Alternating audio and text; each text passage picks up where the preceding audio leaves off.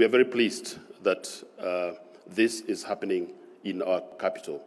In the city of Nairobi, in our government, we've already adopted technology in a number of things that we are doing.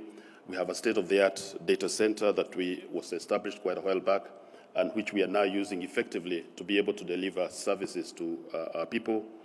Your Excellency will be pleased to know that we have also set up a Smart Nairobi Directorate to be able to digitize and automate a lot of our functions within the city. And we also set up a Hustler Opportunities Directorate that we will serve largely on the back of technology. In this regard, then, therefore, the data that we collect will need to be carefully protected. We need to be able to enhance protection of personal information while we allow it to be accessed by the various parties in terms of decision-making and in terms of carrying out what is lawful government business. We will also be looking at some of the other areas that we need to automate, like in street lights. We can do a lot of work on the street lights.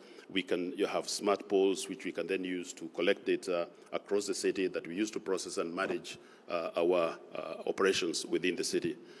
In addition to that, we're implementing a GIS system that will allow us to do street addressing, and that enables us to get very efficient in terms of rates, collection, business permit licensing, and all that we need to do to be able to drive revenues up in the city. It's therefore important that all this data that we collect is carefully protected, is carefully managed, is carefully stored, and is carefully dispensed to those parties that need to access it.